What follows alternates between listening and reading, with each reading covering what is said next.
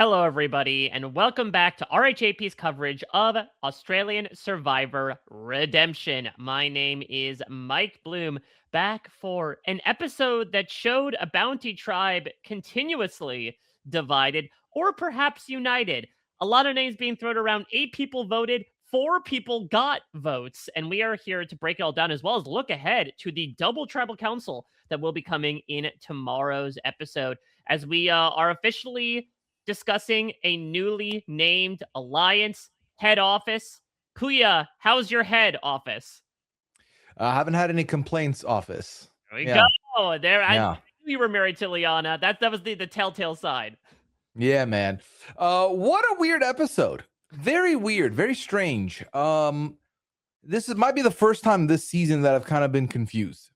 Yeah, I mean, this reminds me a bit of episode 6 in that we get a bunch of names that are thrown out and plans that are in the works that obviously don't come to fruition. Now, the interesting thing about episode 6 that we didn't realize at the time is that it would come to fruition the very next episode.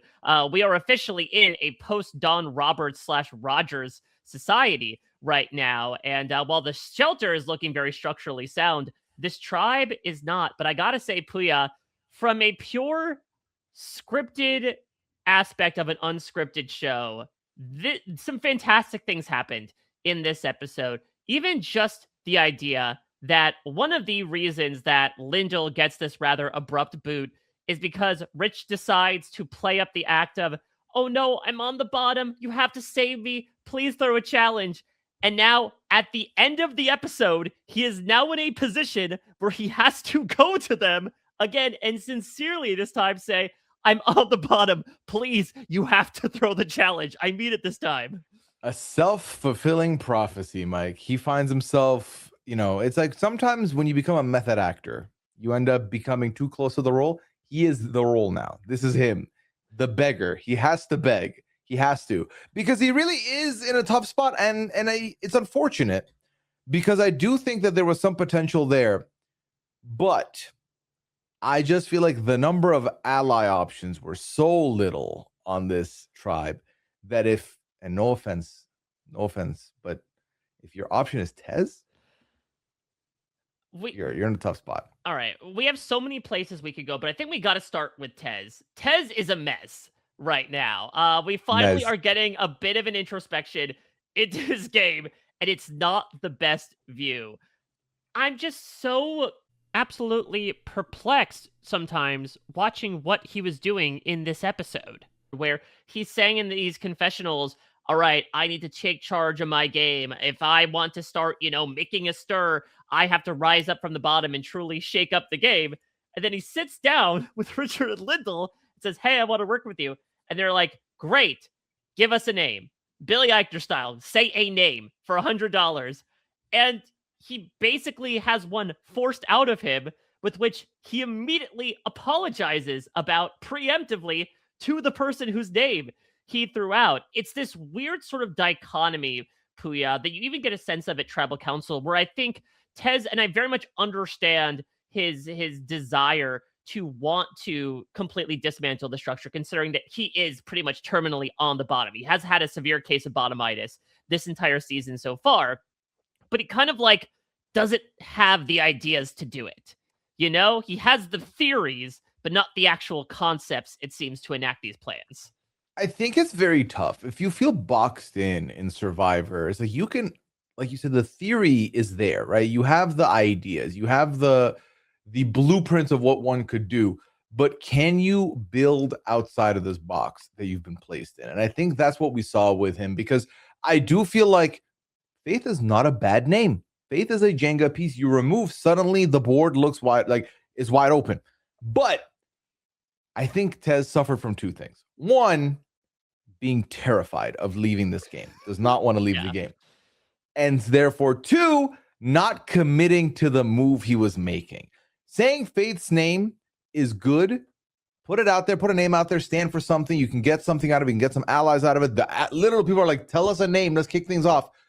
But then the problem is, you doubled back and you went and told Faith. And not only did you not tell Faith directly, I know this was supposed to be, I'm telling Faith directly. Mike, this was like a minute and a half of the slowest extraction I have seen. And I don't even think he said the words, "I said your name." Like, I think. Oh, it was so good. And kudos to the editors because they brought in the personal segment with the Greek music. And I don't know if you noticed this, Puya, but he was telling the story and the music was underscoring. But every time he like stopped to derail his own story, the music paused to be like, "Oh, there's a stumble. Okay, we're back to it. We're back. Let's get into it now." But it kind of was just a continuous stumble to the point where when Rich comes back and says, "Okay, I'm keen. Let's do it," Tez is like, "Let's do what?" I didn't say faith, right? I wasn't the one who said it. And I think that's what it comes down to is I do think that Tez is definitely afraid of this concept that we have seen in Survivor past. And I think that's where the super fandom sort of comes out here, which is like, sometimes you don't want to be caught as the person saying a name. Hell, it almost got Sally booted in the last episode. Like oftentimes, if you are the progenitor of trying to start a movement against somebody, it's all going to bounce back onto you. And so we even saw this to a certain extent in episode 6. Again, this is a recurring trend in the past few episodes when Mark's like, "Oh, who said that name?" And Ted's like, well, it was a person with hair and pretty sure they had 2 feet. And that's all I could give you right now, Mark. Sorry." And it's just unfortunately coming across incredibly sketchy. It's that lack of commitment, like you're saying. And again, I very much understand his desire to work his way out of his position. I love that desire to not be complacent, but lack of complacency needs to be filled in by a commitment. Yeah, I think that really is what you need to do. Because I think the game's only going to get harder from here unless you're really hoping and praying that there are a couple of people that are going to leave before you before a merge or a swap where you can now retry. But at that point, other people are going to be way more locked in. Like, you can hope for a fluid game. You can hope for a more adaptable game in front of you. There's no guarantee. For all you know, all the pieces are going to lock in, and that's the numbers. That's it. They're going to whittle you down. You're going to get pagonged. You have no guarantee.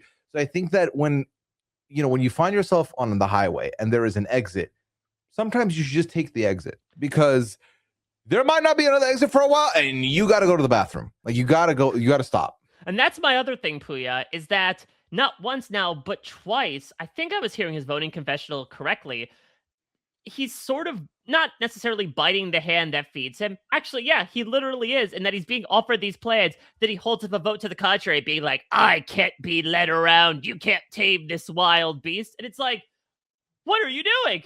Mark is mouthing to you, vote for Rich. You decide, for whatever reason, to be incredibly vocal about how you're getting approached by these plans, which obviously I think at that point any faith plan had been scuttled, but like would have scuttled it, put the nail in that coffin formally if Lyndall and Rich are saying, "Hey, let's do this plan," and Tez is like, "Yeah, I don't know. I've been approached by a lot of different ideas."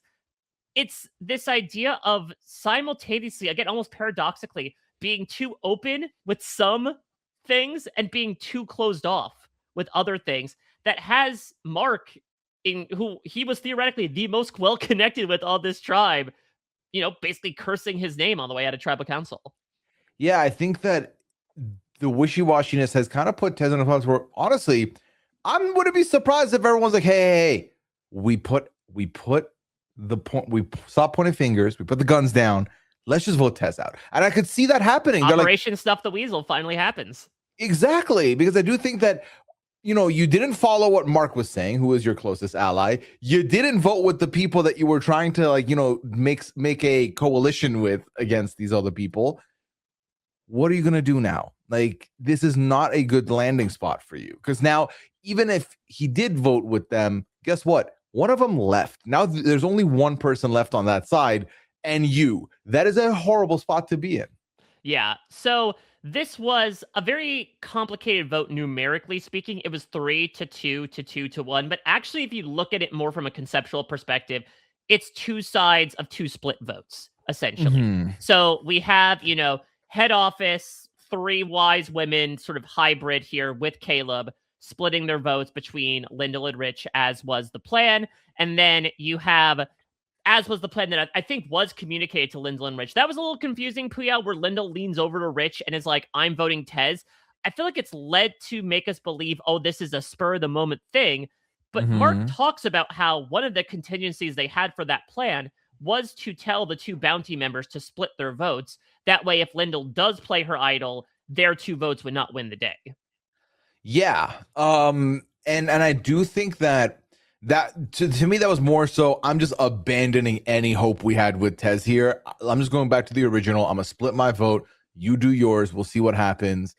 It's unfortunate. It's really unfortunate. I can't wait to find out how Lyndall felt because no, wait, am I bugging? No, the idol's gone, right? Is the idol gone? So the idol's gone, and this has been a very odd thing to follow both on and off the show for the past few days because Chappelle questioned this yesterday. The idol was real. You see the little symbol in that lower third, that the Australian Survivor street sign that indicates, yes, she has the idol. But then Brooke continues to sort of go on her own sort of social media PR campaign. And I believe she's gone to the extent of saying not only was she told that this idol would expire at the swap, but apparently if she didn't play it in the episode 6 Tribal Council, production was going to take the idol away from her. So now I'm even more confused than I was at the end of episode 6 when Brooke first explained this, because either that implies that something's going on and someone misheard or misremembered something, or was Lyndall's idol inoperable the entire time and production's just like, it doesn't matter, right? She gets voted out with this, so we're just going to pretend that it was real. I don't know. I'm just left more confused than anything. First of all, why make this grand, oh my God, we're going to have to swap this idol in plain sight, only to then nullify it by episode 6? Why is that a thing? Why can't we just keep our idols? Why can't we have them? Yeah, I mean, it's also some akin to like those timed idols, right? They're like, you have to play it at one of your first 2 tribal councils. They want big fireworks early on, though I think this cast, especially the Barron tribe members, have shown that tribal council is their playground, essentially. They have made like, these aren't live tribal councils, but there's plenty of verve to all 4 that the majority Barron have attended. Yeah, I will say, Mike, because I admittedly, the way my scheduling is right now, I've not been able to listen back to a lot of the podcasts. So I've not heard your thoughts extensively, but I've been messing with the tribals this season. It's been like the tribal councils have been very fun. We've gotten fireworks almost every time. Yeah, it's been, interesting personality clashes at the very least. And then you have these, things come out in the woodwork, like Harry with the Flint game, like freaking Keely turning the game upside down over the course of Tribal. And that's the other thing as well, is that going into Tribal, there was definitely a majority of me that was like, okay, this faith plan is not happening, because we would have seen them talk to Caleb. But then there was also a very considerable part of me that was like, yeah, but look at what Keely just did. You were scoffing at the idea that Keely could make a Dawn vote happen. And just over the course of like 30 minutes, she was able to do so. So ye of little faith, trust what happens at Tribal Council. I don't know if this is like a change in the culture of Australian Survivor, if it's this particular cast that I think is a very gamey cast, especially from a newbie perspective. But it does feel like people are answering more honestly, less cagely. And it is manifesting as well in people like, I don't know how these people are not clocking the conversations, Pooya. Like, Mark makes this signal to Tez. Okay, that's surreptitious enough. But then he's like leading over to Faith and Keely being like, yep, I told Tez who to vote for. I definitely did. I don't know. Maybe my peripheral vision would probably be, out of whack, much like a lot of my bodily senses out there. But surely you have to pay attention at least a little bit to that, right? I feel like so I've never visited the tribal council set of any season, but to me, it always looks like you're all sitting close enough to each other that you probably hear this stuff, unless there's like other noises happening. But also, and I can't imagine I feel like my body just on default would be like shifted slightly to the side so I could be a part of everything, not facing David head on. So how he gets away with this whisper, I don't know. But then I think maybe also you got to factor in the nerves, you got to factor in the worry, you got to factor in, your thoughts are probably going to be loud as well. You're thinking a lot of things at the same time. You're trying to lock in case David calls upon you to ask something. You don't want to like mess up. So maybe there's other things that go into it. But I feel like they've been very bold this season with talking during the tribal councils, and it's been fun. It's interesting because I do feel like some people don't like a quote unquote live tribal, but it's not like the ones we've seen where 17 people get up and have side conversations. Then it's like, okay, let me get this person. It's a lot more. It's like the concept of the result can change here, but we're not doing the most. I feel like the subtlety is what's golden here. Well, let's talk about arguably the biggest moment that spurred from a live tribal council, which was this dawn vote, which has echoes into definitively the first part of the episode, if not beyond.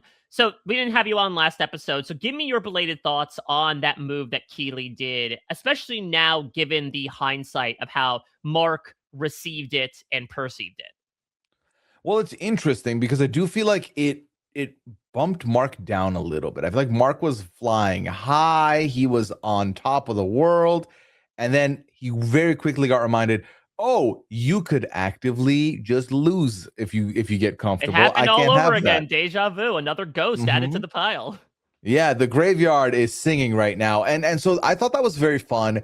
I feel like Keeley correctly identified a move that could benefit her. And I feel like now it's interesting that I feel like she finds herself in a good spot, but also I think Faith finds herself in an even better spot where Faith's like, okay, you made this power move.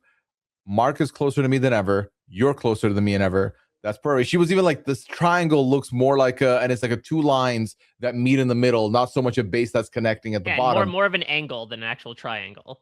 Exactly. And that's perfect. That's perfect for Faith to find herself in. I do find it interesting though that Mark didn't think, I want revenge. Mark was like, I'm going to have to fall in line for now. And I think that's smart because I do think that when we saw what we saw happen with Harry a couple episodes ago was a little bit the opposite, where Harry was like, it's over for these idiots. Like, Dirty Harry's back. So, yeah.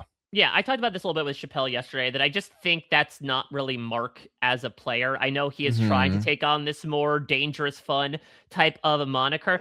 And also, Mark, again, is trying to curb all the things he felt he did wrong last time. Last time, very similar situation. He loses Viola. He thought he was on top. Now he's at the bottom. And he did try to get revenge. He did try to mount a counter campaign against Caroline. And for various factors, it did not end up working out. And him and Caroline were two of the final three. They could never necessarily leave each other's side.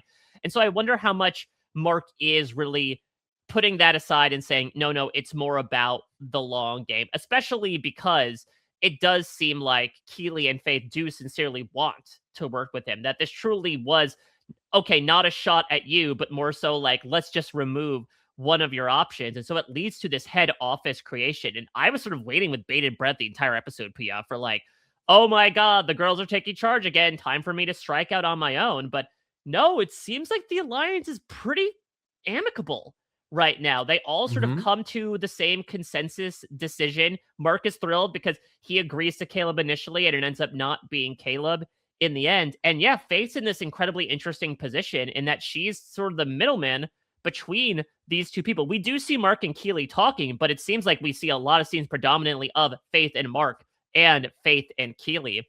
When it comes to Keeley, I'm so interested to see how she's perceived out there. Now, I'll get the chance to talk with Lyndall, maybe some other people from this tribe. We can get a sense of that because Keeley has really come into her own as just this massive power player. And in the beginning of the episode, she's like, I love being a silent assassin. And I'm like, you're not so silent anymore. Like, you just sat in the middle of tribal council and made a whole majority blindside happen under the watchful nose of a returnee who just did the exact same thing a week ago. But you hear Blanche on the other tribe talk about, like, we can't let Mark and Faith go to the merge together. Maybe Mark and Faith are just seen as such a visual pair that Keeley has somehow escaped the radar despite all the things we see her doing. Yeah, I think that perception obviously matters more than anything. And sometimes what we see happen in these seasons is that if you are not a power player early on, people will not recognize you as a player that has capabilities like that. And then they're able to, like, a lot of people are going to see this from the lens of Mark, from the lens of Faith. They're not going to see it from the lens of Keeley, that Keeley did the wheeling and dealing here.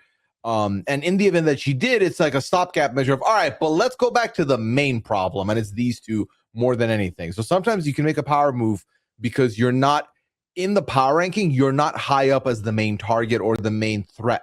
And your move can seem a little more lateral where you stay in the same spot. It's still Faith season. It's still Mark season. which I think is just a better spot for you to be in anyway. Although I will say this is a resume building move in the sense that you now have a pretty damn strong resume already. Whatever happens next, you're now ahead of a lot of people. So yeah, I will say one of the other things I immensely enjoy about Keely, and especially Keely and Faith as a duo, these two women are absolutely ruthless, especially when they're in proximity to one another and they're just shooting the shit. Like when you have Keely talking about Faith's like, did we make too epic of a move using like that fun 2010s vernacular? Like, are we worried we put ourselves out there too much? Keely's like, no, absolutely not. We have all the power. Good luck coming for us. I'll wear your clothes to another challenge. Like, they cut hard. And even when Tez does this weird apology to Faith, and Faith's like, you can write my name down. You're going to be the only one. I'm like, what are these people's relationship to these two that they feel like they have the audacity to talk to them like that? Life imitates the game imitates life sometimes, because I do feel like some people can get away with saying some things and then you say the same thing and you are not, it doesn't connect, it doesn't hit the same, because I do think there's a level of cheekiness that comes with it, at least from where I'm sitting, that I'm like, yeah, that totally can be said. I've said things Liana has said and then I've been told, why are you angry? And I'm like, Liana said it and I thought it was pleasant. I don't understand why I'm the angry one. But I do think that it just depends on the person. Yeah. So let's talk about the straw that really starts stirring this delicious drink of this episode. So Rich and Lyndall feel great. They really do feel like they have a new life on this new bounty tribe.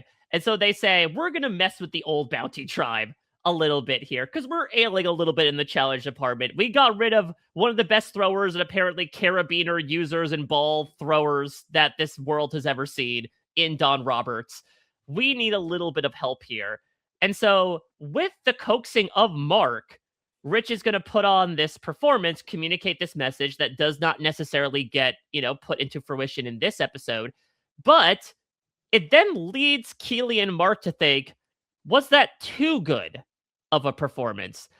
I'm still a little confused as to did they not check with them afterwards to make sure they were on the same page? Do you think they did too good of a performance, Pooya, or is this more so a confirmation bias of oh, they're whispering to the other people? That did give me the idea that they might be working with their old tribe after all. Well, I feel like, correct me if I'm wrong, there were two different moments where we see Rich hugging and then talking about throwing the challenge. The second hug lingered. It was a little too long, and I was like, come on, man. This is you're being a little too casual with this one. And ultimately, it does, credit to him, I guess, very convincing job done. So much so that now he has to actively potentially do it again the next time, which, by the way, will not matter. But that is very interesting to me, because I do think that when you run a gambit like this, it can be too cute. And this could have been a little too cute, where you're on this tribe, you're saying you feel good.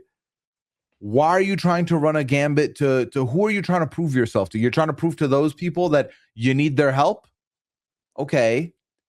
But then that's just a little too comfortable. They got a little too comfortable, I think, because if I'm on the not on the outs, if I'm part of the smaller group of people on the swap tribe, you're never going to catch me putting my life on jeopardy to do a performance, because it feels like a lose-lose, Mike. In this situation, your tribe now thinks there's something going on beyond what you have told them, because you had told them you were on the outs. The other side of the coin is that side's now like, I didn't like that. He doesn't value our lives. He wants us to sacrifice ourselves for him. We will get him the first chance we get come merge. Why would you want to put yourself in anyone's mouths like that? Yeah, I mean, I think it also depends entirely on the position they had previously. Now, look, it does seem like I'm picking up on something that Simon and Rich may have had before the swap. There's that moment where Simon gets told, oh, Paula's coming for you. And then he pulls Rich aside, tell him what you told me. So maybe there was something going there, but for all intents and purposes, and Lyndall herself expresses it in a surprising moment of self-reflection, she was on the outs of the old bounty. If new bounty, or if the old bounty members felt, okay, we're really on the ropes here, we're in the minority, and we need to keep as many people as possible, then yeah, you definitely want to do this. Or if you felt, oh my God, if Lottie was swapped over, Cameron and Asha, there's a good chance they might throw the challenge if you have a vested interest in someone, if you feel like they're good for your game. But A, these are two people that were presumably on the outs of the tribe should you go again. And B, they just kind of showed through the last person they booted that it's not exactly a clean pecking order. Maybe they could, create some sort of fabricated story of like, oh, Lindell played her idol. But obviously, when new bounty loses, I'm thinking, okay, one of the two of them is going. When both of them walk back in there, you think, okay, maybe it's not tribal lines. And so maybe we don't need to respect tribal lines either. Exactly. And I do find it interesting now that we know that there's going to be two people leaving.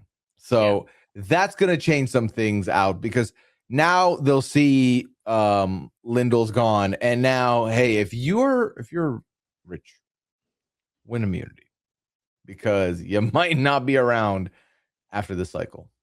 Yeah. So I will also say, though, despite maybe the bad look that Rich had, or maybe the poor idea in concept, which, like, we've seen it before, right? Again, AJ was almost doing the antagonistic version of it by being like, please, like, not please save me, but more so like, do you want to save them? You better throw this challenge.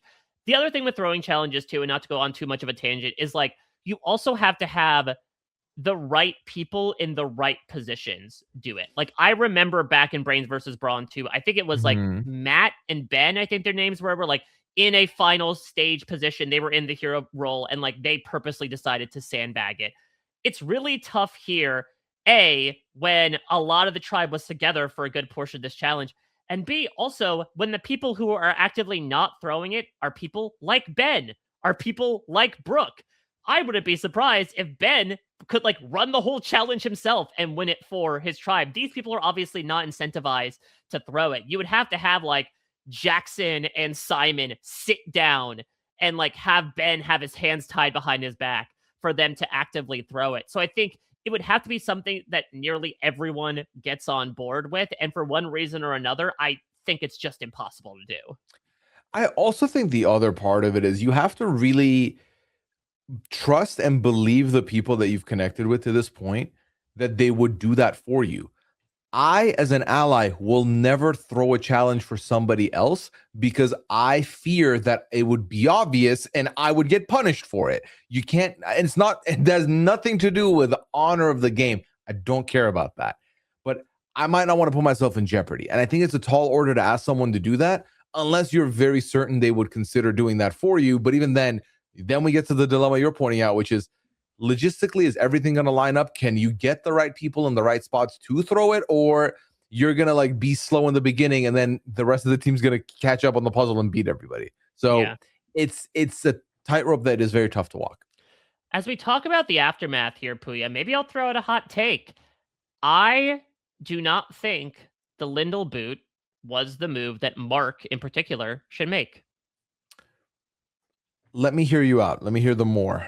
Well, this is a lot of suppositions on my part, but I feel like Mark and Lindell and Rich had something good going on. Maybe they were more connected to other people. We'll certainly hear from Lindell, but at least our access point was Mark doing a lot of liaising with Rich, with Lindell. He was the one that was conspiring with them. I'll wear your jacket. I'll throw your hat to you. To me, that seems like a more cogent and valuable relationship for your long-term game than, honestly, Tez. Now, granted, some of this might be in hindsight. Maybe they're realizing too much after the fact that Tez is such an unreliable wild card. But A, he's only one vote instead of two. B, whether or not they are actually telling them to throw the challenge or not, these are people that could have connections. And look, the fact of the matter is, if you're going to like 4 more tribal councils before the merge, you might find yourself in the minority. And so why not benefit from those connections to the old bounty rather than try to make that line in the sand? And see, there is the issue of the idol. And this is an argument that's been made, I think, a lot in the new era, as we've seen people have like public idols that don't get used.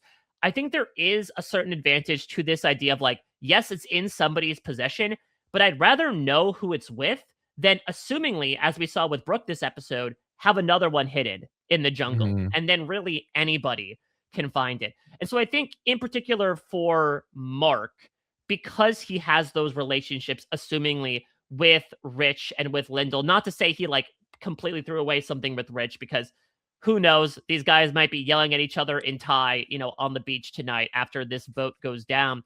It does feel like for all the work Mark was putting in to build these new relationships, this is yet another one that this time he had a hand in casting aside. Okay, I've now heard your argument. I think I agree with you, because I do think that for me, and again, like you said, maybe this is we've seen too much. As in, they might not be privy to this. This might be like the feeling Mark has by the end of the episode calling Tez useless might not have dawned on him till this very moment. But I do think it merits a discussion and a thought exercise of these two are people we could work with. I also think for Mark, remember, Lyndall's the one who told Brooke where the idol is. Brooke and Lyndall could work together. Yeah. Lyndall could very well move to you and work with you. I don't think that's a bad argument to make at all, especially if the two of them come together. I think that's not bad. I think also the other side of things is at the very least, you can get more information out of them. They are two votes. Ideally, they're two votes that are not used against you. But in the event that these two votes end up deciding, nah, man, we were good. Thank you for the help. We're going to go back to our original tribe. You're still probably last in their people they want to vote from your original tribe anyway. You have plenty of time to figure out what to do later. Whereas I think with Tez, the feeling I'm getting from Tez now is that Tez is and this, again, I don't want to come off like I'm being very like mean. No, but same. Tez has no allies. Therefore, Tez has no pieces to offer you, right? Tez has no votes to offer you outside of his own. And I think ultimately Tez is a super fan, and super fans sometimes can be selfish. As in, they're always going to look out for numero uno. And because they're looking at the game that way, they can very easily be like, I surrender, leave me alive, take my allies. I don't care, take them all. And I think that for Mark, you don't want to be collateral damage to something like that. I think that there was a lot more opportunity and social game offered with the other two. And I want to go back again to the fact that Brooke and Lyndall have this swap idol connection. I think they're going to link up. I think Rich is now going to be firmly with Lyndall coming in. You can firmly come in. That's already 4. And you already have your Keeleys, your Faiths. That's another couple of pieces. I think Tez could have been the one to leave here. Although, can we okay, and I guess Caleb. Can we talk about Caleb? Let's do it. Yeah, because this is a guy who, was left out of, as he mentioned at the beginning of the episode, every single plan. And I will say it was a good move on Mark's part, especially from his own personal agenda, to be like, let's include Caleb on this one. He'd be so happy to get brought into a plan for the first time in this season. But yeah, give me your thoughts on where he stands right now and how he was included in all this. Caleb's personality gives me wild card, and then his position in the game gives me the ultimate wild card also. I genuinely don't know where Caleb is going and how he's going to get there. Right now, my mind is still at where Caleb was when he was in that swap tribal and was just going ham. And that's kind of been the way I see him, and I just can't unsee that. I also do want to point out something about Mark, if I may, to your point originally, because I just remembered it. The fact that Mark is like, I know Tez is a super fan. I'm not going to tell Tez the plan until we're at tribal council. He should recognize that a super fan would feel very much distrust by that. A super fan would feel not loved by this move. So again, further argument of like, just get rid of him then. Why are you doing all this? Yeah, the Tez treatment was maybe a self-fulfilling prophecy in and of itself. Because, I could feel his frustration emanating from the screen, where even Keeley approaches him being like, you tell people it's Caleb. Like, she's literally giving him a script. Say it's Caleb. I'm going to tell you the real name at Tribal Council. And he's super excited. But obviously, it's a major symbol of how they feel you are to their game, which is like, you could be the last to know. And why is that? Either you're unimportant, or you feel you're going to release too much information, or both. And so, again, I appreciate the things he's vocalizing in these confessionals, his desire to be able to really just turn the game upside down. The issue, I think, fell to your point, Pooya, the people that were left. I will say right now, I think it's impossible to get Tez and Caleb on the same page from here on out. And I will also say, Tez, when Richard's asking for a name, just say Caleb. Weren't the two of you getting into like a big argument in the background while Keely was doing all of her whisper work last tribal council? That's such an easy narrative to throw out. So they were never going to get a 4. I feel like sometimes when you're on the bottom, there are votes for pure survival and there are votes to truly upend the hierarchy. And I think he was trying for the latter. And I think right now he kind of has to try for the former, is just to try to ingratiate himself to whoever's giving him the plan. Try to slip in as much as you can possibly do. Yeah, maybe if you go a few more times, that's going to leave you just as the easy next vote, but that's a problem to worry about in a few days, not right now when you're both simultaneously saying, okay, we're going to make a big move. You say the name first and I'll probably agree to it. That whole interaction was awkward. Like, because I feel like we've been scrutinizing Tez quite a bit for these moves and interactions.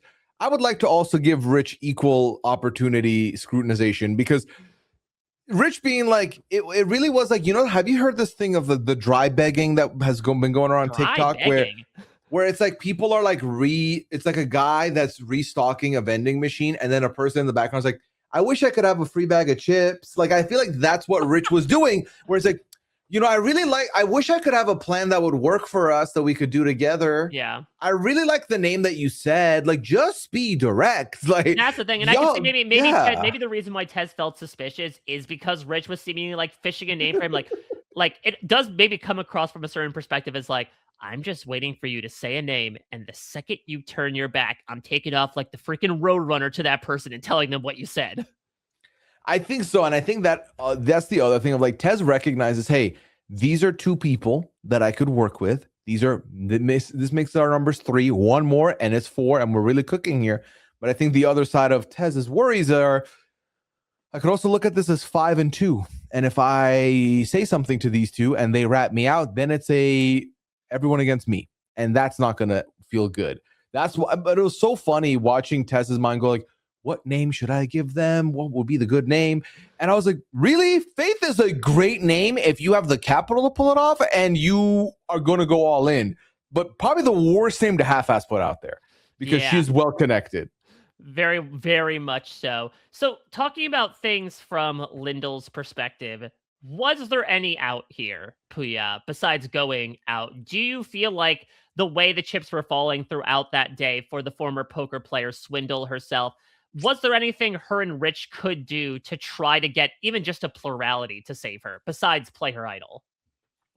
I think it's tough. I think, for one, not voting Tez, right? That could have gone somewhere. But I think I would like to find out, ultimately, if it was a tie between Caleb and Lindell, who's going home? Is it going to be Lindell? I think it's going to be Lindell. I think that's the issue, is that those 5 people were locked in on going after the old bounty members. I think the only work you would have to do would be to like you two, Caleb, and maybe grab one more person like a Sally to vote for Tez. That's the other thing too. And that's why I really have to commend, the home office or the head office, is that like, I know as much as Mark is begrudgingly having Sally as this vestigial 4th member, like that is the majority, especially right now with 7 people. Like, that is so key. That is a block that nobody can really work around.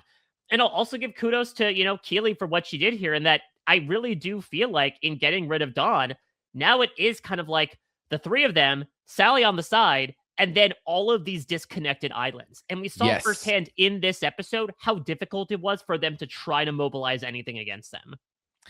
Hey, island. If you want to island hop, that's a fun vacation plan. So if you're a part of the home office, you're taking the summer off, why not island hop? And I do think that's a great way to put it, because I think that when you have the head office, you need someone who's monitoring the halls, make sure that everything's quiet so we can have our little meetings. And then everyone else is just going to have one-on-one office hours later with us. That's perfectly fine. I think that gives you a lot of control. You know what's funny? I forgot Sally's in this tribe. I'm not going to lie to you. And I watched the episode today. I was ready to talk about it. Sally's name has not come up to 40 minutes on this pod. And I think that is not a bad spot for Sally to be with so much game left to be played. Yeah, and it's weird because, like, Faith and Keely a couple episodes ago were almost doing with Sally what Rich was doing with Tez a little bit, which was like, I have a name in my head, but why don't you say a name first and we'll see if we agree. But obviously, I think Faith and Keely have a lot more faith, quite literally, in Sally. I mean, what's going to be interesting is when, not if, the two of them, and specifically Faith, have to decide between the three wise women or the head office. It's Tez would consider it a first world problem, right? Oh no, I'm in two majority trios. Which one Mhm. do I pick?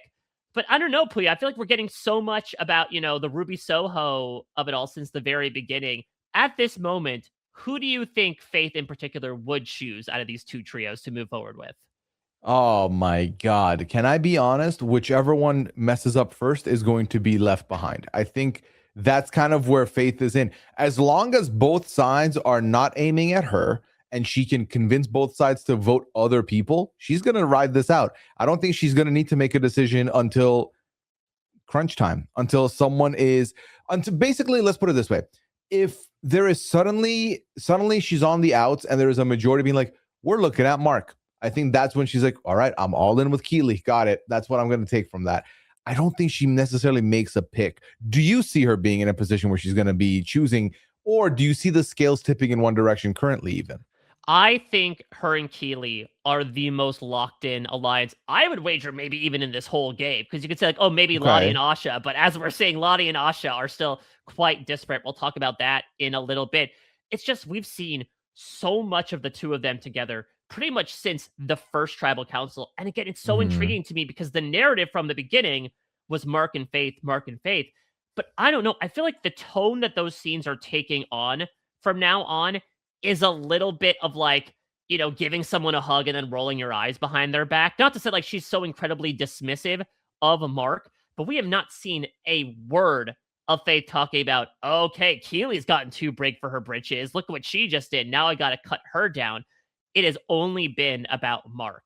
And so I feel like for various reasons, and also maybe feeling like Keely shares the same connections that she does, she would be more likely to turn on Mark at this point than Keely.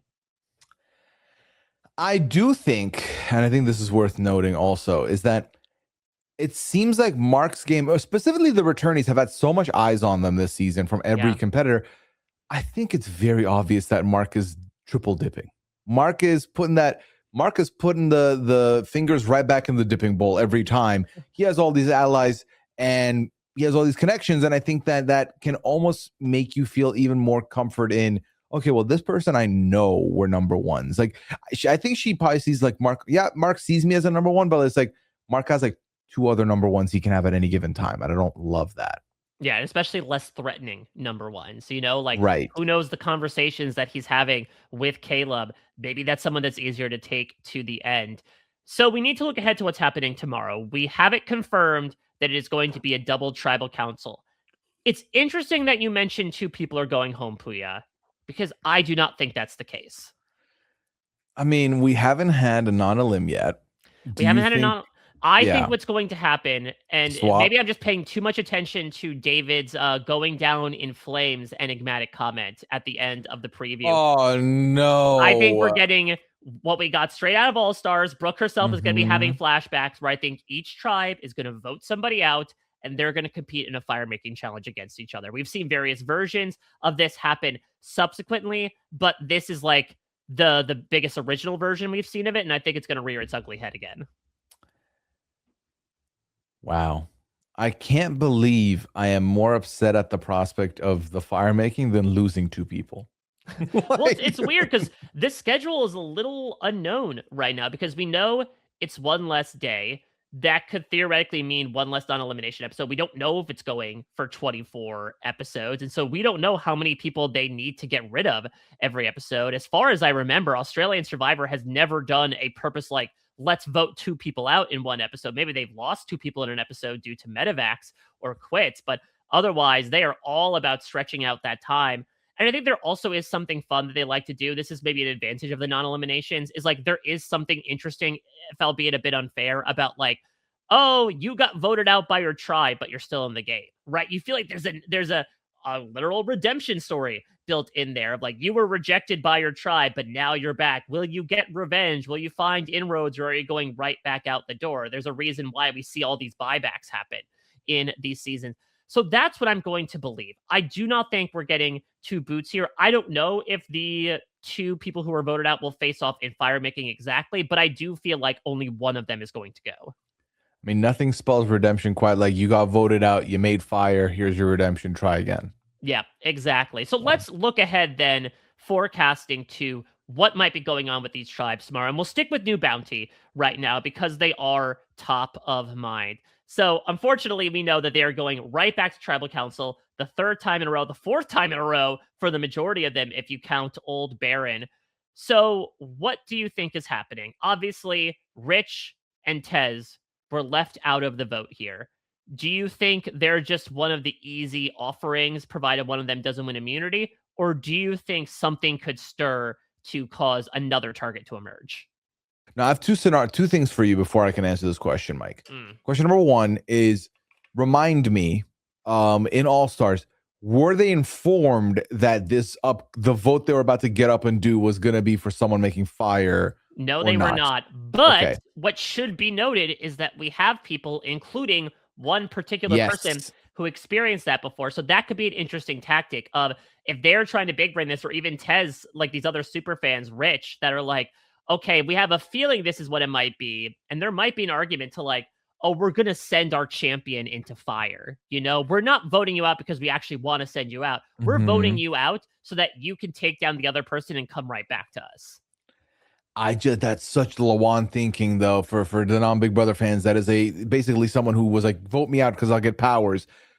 I just feel like don't ever do that. That's wild, but I could also see some validity to that because I do think that my second question was going to be, do you think the players are going to discuss that? And it sounds like historically on Australian Survivor, we don't get a lot of this. We don't get a lot of two of you are leaving tonight. We don't do that. So I think it does lend itself to think about, well, that's kind of what happened historically. So with that being said, I do think that my instincts is that it looks like it's between Tez and Rich, right? There is an individual immunity still at hand. Yes. If they do not win individual immunity, there's 7 people on that tribe now, correct? So they can't even do a tied vote and then a revote. So I think a 4-3 could happen. They could end up splitting it, assuming those two go on each other. Right. My instinct is going to say, I don't think it's Rich. I think it's Tez. Yeah, I could potentially see that where, again, there's all these sort of like, with the exception of Harry and Paula, these half measures taken of like, we voted out this one person but kept their closest ally in, or we moved on to somebody else. And I just feel like Tez kind of pissed off the people who are in power as of this last episode.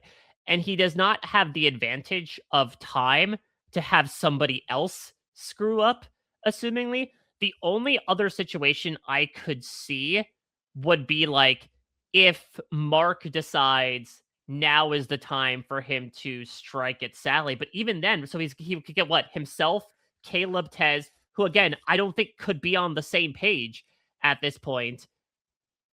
And Rich, and that's it. The 4 guys would get together. I think that's the only move that could possibly be made. I don't think that Keely or Faith want to break up the home office, head office. Yeah, I keep saying home office. I think of home box office. I don't think that they also want to break up the 3 wise women if they can help it. So again, even more so, these are really narrow numbers if you're somebody on the bottom. So if I'm a Tez or a Rich, I think the MO would just be try to throw the other person under the bus. Yeah, I think that, again, the whole fact that everyone else is on a bit of an island does make it very hard to wrangle those numbers, those loose numbers, and make it a collective. So I think that if you're Rich, you're like, nope, Tez going on that bus. And I think Tez is going to do the exact same thing.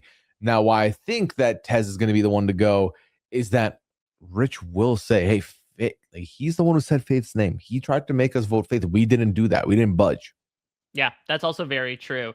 Even though, again, he was very much plied for it. We had to torture the information out of him, but he said Faith's name. Well, let's move into the more unknown scenario here. And I'll even bring up the new Baron graphic that I brought up yesterday so we can have a freaking reminder as to who is on this tribe, because they are guaranteed to go to tribal council. Their respite, their time away has now finally ended. And so the situation, for those that don't remember, is we have 6 people from the old bounty, which is Asha, Cameron, Lottie, Simon, Jackson, Laws. And then we have the 3 Bs from Baron in Ben, Blanche, and Brooke. So the big development we've really seen so far, Pooya, is that Blanche has pretty much left old Baron behind. She's staying on the same beach, but pretty much she feels like this is her true tribe. They asked her to notch the log, to literally notch the bedpost of their shelter. Mm-hmm. That means a lot to her. And she's also moved forward with just outing all the, old Baron dynamics to Asha, says she's not going to let Ben or Brooke know anything that she's doing. So she's essentially joined this group. But the other wrinkle is, look, you can bemoan Brooke increasingly so, depending on the information given, for what she did with that idol. The more I get away from it, the more information I find out, the more I'm like, I don't know about those 3 Chizzy points I gave her for episode 6. But regardless, I guess it didn't matter because now she has an idol. And so do you think, Pooya, it's going to be as simple as people pile their votes onto Brooke and she plays her idol? Or do you think, given especially the tease of like a possible schism between Lottie and Asha, something else could be afoot? So what we've seen is that it doesn't take much for people to be like, you know what? No, let's just switch it up. Let's, we were gonna go Brooke. Brooke is still a big target ahead of her another day. That's fine. We can look at her later. Let's switch up. I can absolutely see that. However, I just feel like we're about to get like the biggest Brooke episode of the season, because I think this double, I think the foreshadowing, I think the redemption, the storyline's too strong. The plot, this is an unscripted show. This will feel like a very scripted episode for me, because I just envision Brooke being safe, using that idol to not end up in this situation, and basically deciding, handpicking the candidate who will be going into the fire. Yeah, though I guess the question would be, if the 6 old bounty do have Brooke on their side, they could split it to get someone like Ben out. The question is, do they want someone like Ben out? Like, I know Rich had whispered over to Simon, hey, you've got some big people on your side as well that you want to get out before the merge. But I feel like Ben is just relatively harmless. Not when David Janae says go, but otherwise, outside of that, he's making like Guy Sebastian jokes. I do not necessarily think strategy is something you need to necessarily worry about, especially with Johnson gone. It feels like he's a little unfettered. I don't know. Is there a chance that like people might throw some votes onto Blanche, maybe like a last in, first out type of thing? I mean, I don't know. I feel like, knowing the player that Lottie is, I wonder if she does take the opportunity to jump onto something here. I don't think it would be the right move whatsoever. But if she feels like there are greener pastures with the former Green members, maybe her and Simon, especially if Simon wants to work with Brooke, could try to make something happen. Yeah, I could see that. It's so interesting, Mike, because I like both scenarios we've like talked about and put out there now. However, then I think about, well, what if they are informed what is going to happen? What if they are informed? And this is obviously, we're going off of we're not even for sure that this is what's going to happen. Right. But if that is what's going to happen, and David does mention that, I think that changes everything. Because then we can talk about the motivations. Are we sending a champion? Are we sending someone different? Do we want to try and vote somebody else here? Who knows? But I'm very, very good, feeling very good about the picks we've made here today. All right. Well, the last thing I want to do, Pooya, is memorialize our fallen comrade in this episode, because this was a weird way to lose Lyndall. I feel like Lyndall was such a big character from the beginning, when she ran to that post and found that note, when she kicked off this entire idol extravaganza. There was the fantastic running bit where someone would go to her and tell her correctly she was on the bottom, and she would rebuff them and try to get them voted out. So again, it's odd to see her not kind of go out in a blaze of glory, though I guess there is a fun hint of irony of like, yet again, Lyndall feels like she's on the top, and this one time she does not have someone telling her she's on the bottom, and that's the time she truly is blindsided.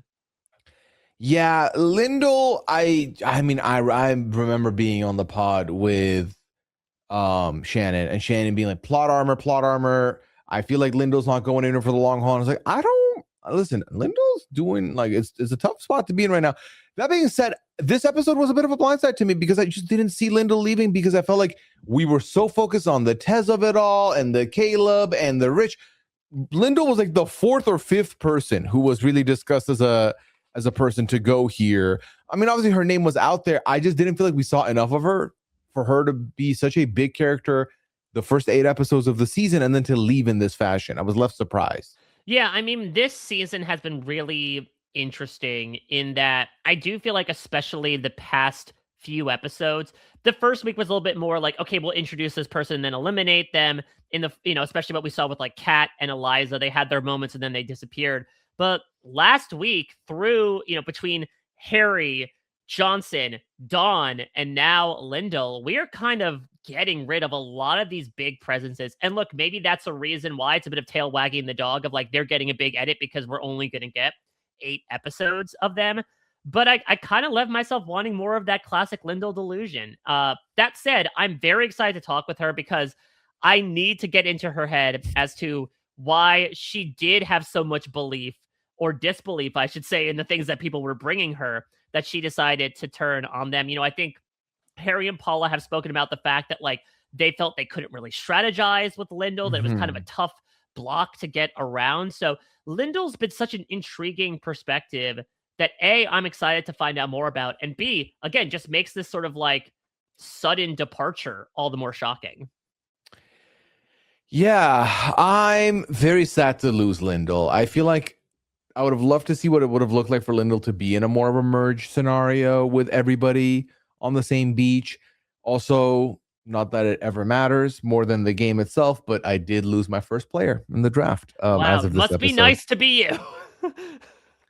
Yeah, Mike, combined, we might make a whole draft team. Exactly. Based on where you are. All right, well, let's look at the people who are still in the game, shall we, as we get to the Chizzy for this episode. Take it away, Jacob Singer-Weinstein and MC Kala. 2, 3. 1, 1, 1, 3, 1, 1, 3, 1, 1, 3. It's getting kind of chizzy. 3, 2, 1. All right, Pooya, I feel like we centered a lot of conversation around a few names, for better or for worse. Was that reflective in your points today? I do believe so, Mr. Bloom. I feel like that was weird to say. I didn't like that. I didn't like you're Mike Bloom. Anyway, Mr. Bloom's my father. There you go. I think that it doesn't make sense to give anyone else the 3 points besides Faith, and here's why. Oh, interesting. Yeah, I think that Faith, like, yes, Faith's name does come up. Yes, someone said Faith's name. I just feel like it was someone who immediately basically ratted themselves out, regretted it, gave you more ammunition to use against them later. You do split these other 2 people on this other side. You have 2 people very much in your top 2 who are not looking to be closer to each other than they are to you. So you're in a great spot there. Sally's still there. Great spot for you there as well. I just have faith in Faith right now. And I think that that's really what it is. Because, for all we know, Mark decides next episode, nope, now I might try and bring all the islands together to get rid of Keely or get rid of Sally.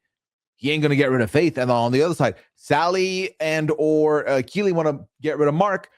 They're not going to get rid of Faith. And Faith still has all the remaining people in that group to bounce back from. So I think that is huge for me. And again, I think Tez is too petrified to ever talk about Faith's name again, just based on the way he delivered that message to her. That is interesting. Okay, give me your other ones. Okay, we got 2s and we got 1s. And by plural, I mean singular. I don't know where I want to go for my 2s and 1s because I feel like it feels like a bit of a wash to just be like, all right, and Keely gets the 2 and Sally gets the 1. Oh, interesting. Because I do think that I wanted to give Mark some of those points, but I think after you pointed out that maybe Lindell wasn't the best choice for Mark, and he does, Lindell leaves, Rich is now on an island, Tez is kind of quote unquote useless to him. I worry a little bit for Mark here moving forward than I do for Sally, who was basically not told. Sally was brought into the home office to be like, hey, we're making sure that our girl is covered here as well.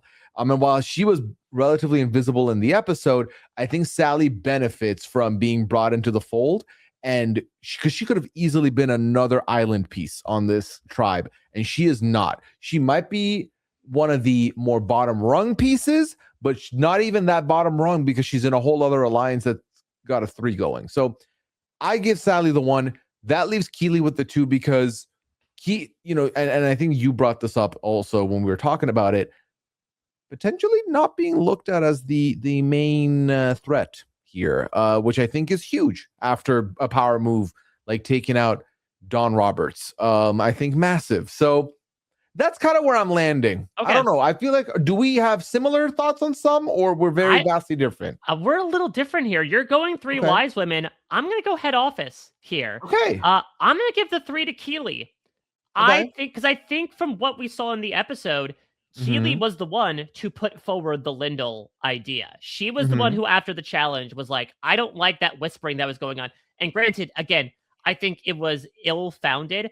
But if I'm also sort of doing a bit of process of elimination on the tribe, I was like, okay, Tez, again, love you, buddy. Love the energy. Not a great episode for you. Rich and Lyndall get left out. Caleb just kind of gets brought along and is still relatively left in the dark. And Sally, I think you do make a good point in terms of like positionality, but that's not necessarily what I give Chizzy points for. I'm more so of like a what have you done in the moment. And so I do think that Keely had this plan, whether you agree with it or not, and she put it forward and she was able to make it happen to the point where there was that montage where her and Mark and Faith agree, okay, it's going to be split between Lyndall and Rich. We bring in Sally, we bring in Caleb. The person they showed specifically telling that plan to those people was Keely. Keely, maybe low-key, has these connections to these more satellite individuals that we don't necessarily realize. I think that the move was worse for Mark than it was for her. I think it was still I still think Tez would have probably been the better thing, unless she feels like she has a relationship with Tez, that she does it with Lyndall and Rich. So I'm going to give her the 3, because yet again, she decides who goes here and was able to have it play out with aplomb, was able to keep Mark seemingly on her side as well after planning this big move single-handedly. I'm really fighting the urge to not fall on my own thoughts and switch up some points. What are your 2s and 1s before I say anything else? So I'm really between the 2 and the 1 as well, where I think Mark did more in the boot. He was the one that suggested that they split the votes, that they tell Mark and that Rich and Lyndall to split the votes. But I feel like of the 3, this was the move that was the worst for him as compared to getting someone out like Tez. I think I'm going to give Faith the 2, because I do think it wasn't like she did nothing. I do think that her purposely kind of making this head office a thing was really setting herself up in a great position to be like, I mean, we sort of see Pooya the possibility of an onion forming here, where it's like, okay, these are the 5 Baron people, Sans, Tez, and Rich. And then within that 5 is a 3, and it could be the 3 wise women, or it could be the 3 head office. And then the 3 wise women, the 2 within the 3 are Keely and Faith. And then in the head office, Faith can really pick whatever 2 she wants to there. And so I think she is really well set up. And I think the fact that Tez, yes, very lightly threw her name out, but the fact that it got shot down so quickly does speak to where she is in this game. Yes, it is very fun to have her gloat to his face, try to vote for me, see what happens. You'll be the only vote against me. But like, it's true at this point. Again, Mark, I was debating giving the 2 to. I think I'll stick with the 1 for now, because he did do the work, and I do think he made the right decision, as I thought he would, in not immediately blowing up and trying to turn things onto people. He's trying to play the long game. But I just feel like the decision to go for Lyndall rather than someone like Tez or even Caleb kind of falls at his feet, and I feel like the benefits of keeping Lyndall maybe outweigh the cost here. I like your points. I do. I think I really respect the way you explained it, and I think that one thing that I want to almost backtrack is to say that I think it is a +1 for Keely, the fact that I just said she might not be looked at as the head of the snake. That's good. Faith would be that person. Yeah. So should I just flip the 2 and give Keely the 3 and give Faith the 2? But then I feel like Shannon's not here. I feel like if Shannon was here, she'd tell me to back what I've already said. Yeah, So listen, I'm Shannon, not we'll pressing any sort of judgment here. Of course. You do what you want to do. These are your points. They've been abdicated to you. They will not be taken from you, at least not by me. Maybe by Shannon retroactively. Wait, I forgot about that. Shannon's going to be listening to this. Should I just throw caution in the wind and give a 1 to somebody else? Just completely. No, I don't want to piss her off. She's happy right now. Let's keep Shannon happy. Yeah, please. I'm locking my votes in. I'm locking my points in. Okay, very interesting. That again, we have these 2 trios sort of at the head of New Baron here. You honor one, I honor the other one, and we shall see which one wins out. It might come to fruition tomorrow. It might come to fruition down the line. But either way, tomorrow will certainly be a jam-packed episode. We're going to get an individual immunity challenge. We're going to get 2 tribal councils. And we'll assumingly get either 2 boots or a fire-making challenge to determine whose game will literally go down in flames to close out week 3 of Australian Survivor Redemption. Pooya, how are you feeling about this so far, now that we're a couple votes into the post-swap? I've been loving it. I've absolutely been loving it. I feel like, 2 seasons ago, I said that I watched my favorite season of all time in Titans vs. Rebels. And so you'd think that after that, everything else would be compared to that and make me feel lesser about the other seasons. I've had a good time covering last season. I'm having a good time covering this season. Nothing's changed. I feel like despite getting 3 episodes a week, I never feel overwhelmed with Australian Survivor. I feel like get back to me in a couple weeks. Maybe the middle, I might feel like a little fatigue. Who knows? Especially with all those other shows that are happening. But it's been fun. I watch them in the morning while I'm having my coffee. I can't complain, Mike. I'm very blessed to be able to talk about it with you. I completely agree. So make sure you stay tuned to everything we've got going on. We know globalsurvivor.com. The plan is that tomorrow I'll be joined yet again by another alumni from the community to talk all about what's to come in the Double Tribal Council, and perhaps what's to come in, assumingly, the last few episodes before we hit the next phase of the game in the merge. But so far, it's been fun to just sort of sit ourselves down and be able to talk through all of the options, as all of these people did basically in this episode. Thank you all, as always, so much for listening. Until tomorrow, everybody, take care. Bye-bye.